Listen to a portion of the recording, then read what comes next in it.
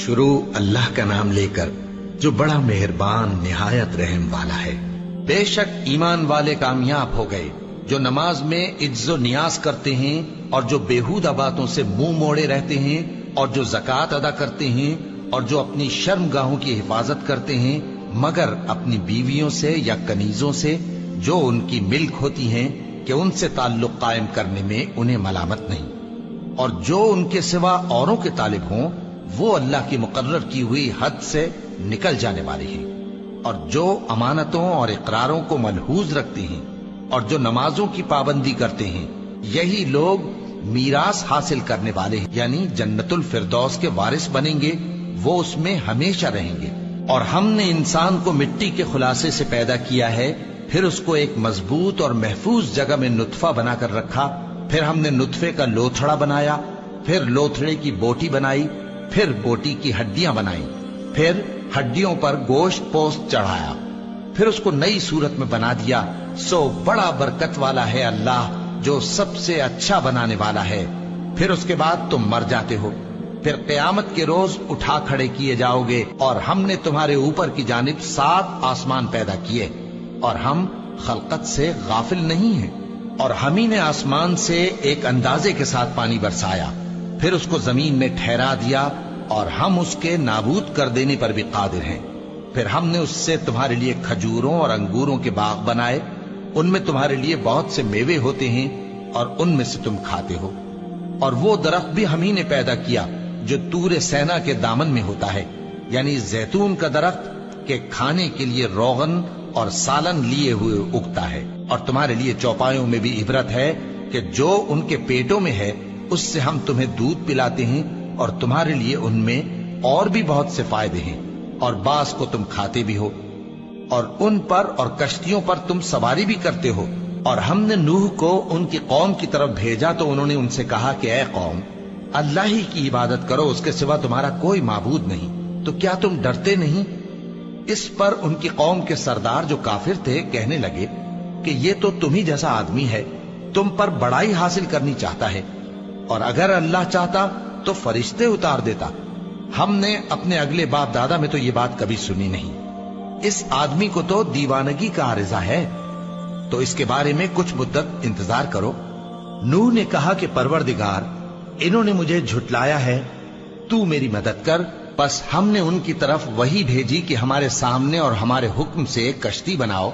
फिर जब हमारा हुक्म आ पहुंचे और तन्नूर पानी से भरकर जोश मारने लगे, तो सब किस्म के पालतू हैवानात में से जोड़ा जोड़ा यानी नर और मादा 2-2 कश्ती में बिठा लो, और अपने घर वालों को भी, सिवाय उनके जिनकी निस्बत उनमें से हलाक होने का हुक्म पहले सादिर हो चुका है। और जालिमों के बारे में मुझसे कुछ न कहना, वो जरूर डुबो दिए जाएंगे। बस जब तुम और तुम्हारे साथी कश्ती में बैठ जाओ तो अल्लाह का शुक्र करना और कहना कि सब तारीफ अल्लाह ही के लिए है जिसने हमको जालिम लोगों से नजात बख्शी। और ये भी दुआ करना कि ऐ परवरदिगार, हमको मुबारक जगह उतारियो और तू सबसे बेहतर उतारने वाला है। बेशक इस किस्से में निशानियां हैं और हमें तो आजमाइश करना थी।